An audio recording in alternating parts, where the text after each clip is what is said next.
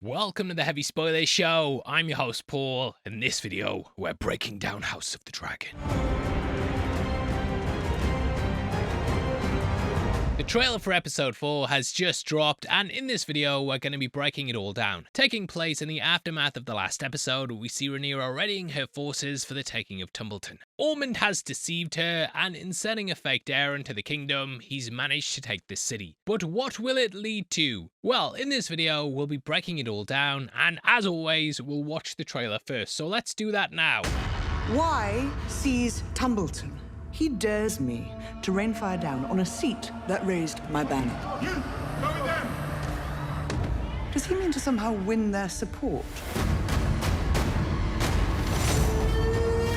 We must guard our intent quietly. We must presume these men hold allegiance only to themselves. You river folk? I fucking hate river folk. Our soldiers need to be paid, else there will be bedlam. Name a master of coin. The people will soon discover are lacking resources. They can blame him. We seek Prince Aemond. If you know where he is, I'd advise you to be forthcoming. Oh my. My purpose is to restore the rightful line to the Iron Throne. It is the will of the gods.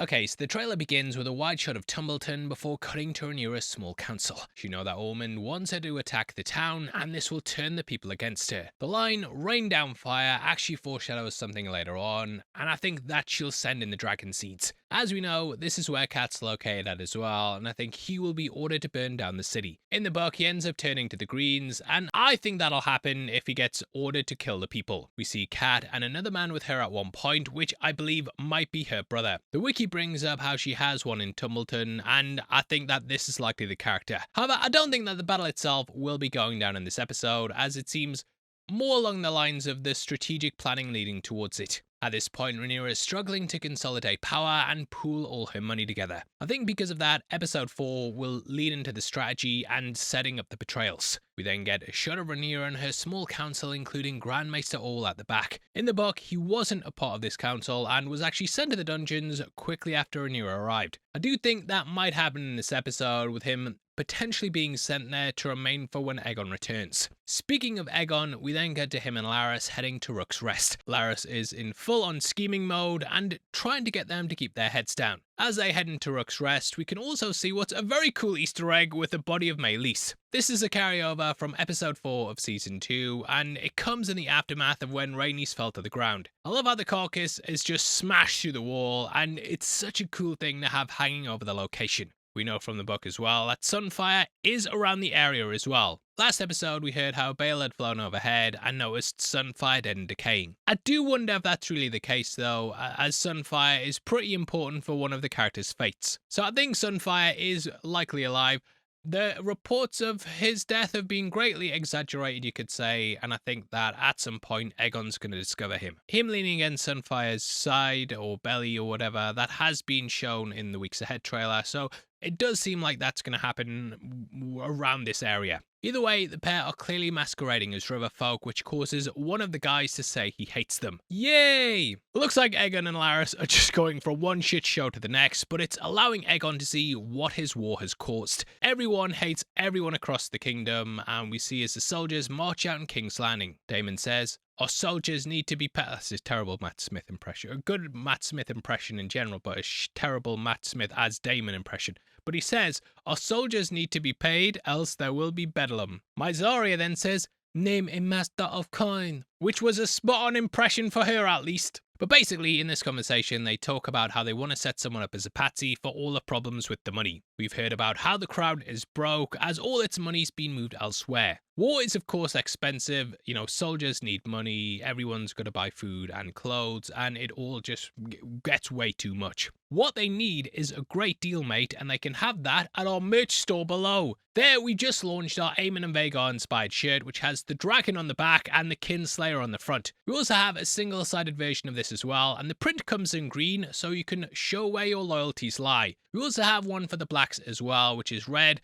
like the blacks. Like the black dragon. The black they should be called the reds. I know that. But yeah, that is our Caraxes shirt with a similar sort of design. And if you pick both up, you get 12% off. There's loads of shirts beyond that as well, all with the same discounts. And you'll not need to raise the coffers to pay for them. Shabao, as they say. Anyway, it looks like the rage and unrest in the soldiers is causing them to take out their anger on the small folk. They smash them like the like button. And to make matters worse, Rhaenyra is making the commoners pay for the privilege by raising taxes. So yeah, they appoint a master of coin, and in the book, this was Bardamos Celtgar. Eventually, he was tortured and beheaded, so it kind of shows how unpopular his taxes were. Izoria suggesting he takes a fall also makes me think that that's what we're building towards for the season finale, and that'll happen in the aftermath of the riots. Kind of sums up though how getting the Iron Throne wasn't the be and end all victory. Governing itself is actually a nightmare, and everyone's turned from a warrior into admin. We then get a sequence at Harrenhal and watches Gwaine and Kristen arrive. Encountering Alice, she's the only one there, and we hear what I believe is Vhagar in the background. The atmosphere is dark, misty and ominous though, and I love how they've turned this place into basically a haunted house. As for Aemond, he's missing or incapacitated, and this is due to being stabbed by those strong boys. I do wonder what she's doing to the character though, as she's currently nursing him back to health. At least in the book. She may have had to use her witching ways to heal him though, and this could turn him into something a bit more mystical. I know people think he might be one of the White Walkers, and I think that would probably be a quite wild way to take things. That's a big fan theory though. You can keep sharing it with me if you want. I still don't know for definite. But yeah, what I think that could happen if they do go that route. Look, we've all seen from Game of Thrones, you come up with an amazing theory and they don't use it at all and make a terrible season finale. But if that could happen, then he may die over the God's Eye and then rise as something more. She has likely even seen the same visions as Daemon, so potentially knows that the Night King is coming. Now we then get to Ormond Hightower, and the preview closes out on a powerful shot of him as he says his purpose is to restore the rightful line to the Iron Throne. He comes out of a giant door, and then we cut to a group of people. If you pause this, you'll notice that there is Kat and what I believe is likely her brother. He has blood across his forehead, and in the forefront's a green soldier who looks a little worse for wear as well. So I do wonder if they've been fighting, and Ormond is now coming to see what's up. We then watch as a green dragon flies overhead, which I believe is the rival of Hugh. It looks a little too large to be Targaryen, so I do think we're gonna potentially see him arriving at Tumbleton. That's where we go to next, with Ormond saying it is the will of the gods. This is to what looks like Daeron, and we then see as fire burns lighting him up.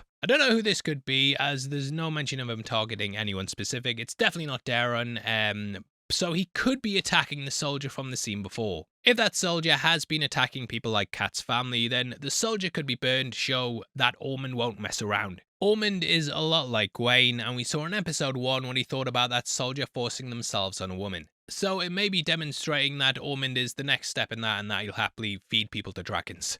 As for Targaryen, that's also a key dragon in the book, and it plays a major part in the Southern Campaign. I feel like we're going to end with Hugh heading to Tumbleton, and that'll be likely where things close out at. As for Rhaenyra, she's basically embodying the idea of how you have to be careful what you wish for. She managed to gain the Iron Throne, but now she's struggling with the limited resources. This then sets up the internal conflict that she's gonna face for the rest of the season. Can she rule effectively, or will the crown itself bring it all crashing down? Also wonder if Daemon's gonna stick around as well. He's been sent to the Vale, which is where his ex-wife's from, who he smashed like the like button. I think he'll probably discover that Rhaenyra was at the Vale as well, and that she was the one who was indeed riding Sheepstealer. So I think he's going to cover for his daughter and ultimately side with her over his wife. I like how much focus that Ormond's getting as well, and it looks like they're making him the standout new character for the season. The show appears to be elevating him, and he seems like he's a very formidable, ideologically driven commander. He also speaks about the gods as well. His religious rhetoric makes him a dangerous counterpart to Rhaenyra, who's clearly just going along with the 7 to appease the people. So I do wonder if Ormond might even use her being fake religious to turn people against her. We see in real life how a lot of politicians play religion to turn their people against their opponents, and the show could be doing something like that. But overall, Tumbleton is a pivotal location. This is where the dragon seeds betray the blacks, and this leads to some dragon battles. Yay! I think this episode is the lead up to that, and we'll end the mid-season heading into that going down in episode 5. This episode also seems like it's going to cement the key themes of the show as well, which is all about the cost of power. Rhaenyra's victory is ultimately hollow because she still can't really rule. There's no loyalty and people eventually turn on her, so it's all laying the groundwork for that. Either way, that wraps up the video, and I'd of course love to hear your thoughts on the trailer. Please drop a like and also drop a comment with all your theories on what's going to happen as well. If you want to follow us on Instagram and see like my Robert Baratheon impressions and stuff, then make sure that you check us out on Instagram at Heavy Spoilers. Did you know as well that members of the channel, those lucky sods, for just 99 cents a month, mate, they're getting loads of early videos, loads of them. They've got an Interstellar 1 hour and 40 long video on at the moment that they definitely aren't using to send themselves to sleep with. But that's just 99 cents a month, mate. That cures insomnia. What more could you want? I've saved your life, and if you watch this channel, you're probably someone like me who stays up every night late watching nonsense on YouTube. So thank you if you do that. It really means a lot to me, and I hope you guys have also enjoyed the World Cup. What do you mean you're still hanging out your arse? Did you go into work today? Comment below and let me know. Either way, if you missed our breakdown because you were out watching the match all night, getting drunk, then guess what? The breakdown of episode 3 is now on screen.